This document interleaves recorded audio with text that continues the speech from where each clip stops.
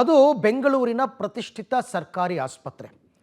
ನೂರಾರು ಜನ ಪ್ರತಿನಿತ್ಯ ಬರ್ತಾರೆ ಈ ಆಸ್ಪತ್ರೆಗೆ ಟ್ರೀಟ್ಮೆಂಟ್ಗೆ ಅಂತಂದ್ಬಿಟ್ಟು.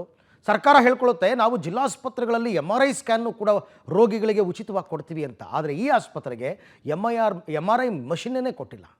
ಹಾಗಾಗಿ ಜನ ಮತ್ತು ಬಡ ರೋಗಿಗಳು ಪ್ರತಿನಿತ್ಯ ಪರದಾಡೋ ಹಾಗಾಗಿದೆ. ಯಾವುದು ಅಂತ ನೋಡಿ.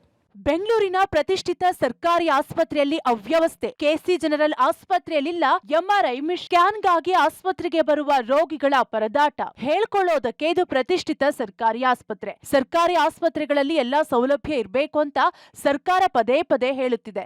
ಆದ್ರೆ ನಿತ್ಯವೂ ನೂರಾರು ಜನ ಬಡ ರೋಗಿಗಳು ಬರುವ ಮಲ್ಲೇಶ್ವರಂನ ಕೆಸಿ ಜನರಲ್ ಆಸ್ಪತ್ರೆಯಲ್ಲಿ ಈ ಸರ್ಕಾರಿ ಆಸ್ಪತ್ರೆಗೆ ಕನಿಷ್ಠ ಪಕ್ಷ MRI ಮಿಷನ್ ಕೂಡ ಇಲ್ಲವಂತೆ. ಇಲ್ಲಿ MRI ಸ್ಕ್ಯಾನ್ಗೆ ಬರುವ ರೋಗಿಗಳು ಖಾಸಗಿ ಅಥವಾ ವಿಕ್ಟೋರಿಯಾ ಆಸ್ಪತ್ರೆಗೆ ರೆಫರ್ ಮಾಡಲಾಗ್ತಿದೆ. MRI ಸ್ಕ್ಯಾನ್ ಇದೆಯಾ? MRI ಸ್ಕ್ಯಾನ್ ಬ್ಲೂ ಬಿಲ್ಡಿಂಗ್ ಅದು ಒಂದೇ ಇರೋದು, ಅದು ಬಿಟ್ಟರೆ ಎಲ್ಲೂ ಇಲ್ಲ. ಅವ್ರು ಆಚೆ ಇರೋದು ಹೇಳ್ತಾರೆ, ಇಲ್ಲಾಂದರೆ ವಿಕ್ಟೋರಿಯಾ ರೇಷನ್ ಕಾರ್ಡ್ ಇದ್ರೆ ವಿಕ್ಟೋರಿಯಾ ಹೋಗ್ಬಿಟ್ರೆ better. CT scan MRI free ಇಲ್ಲ, ಚಾರ್ಜಬಲ್. ಎಲ್ಲಿರೋದು?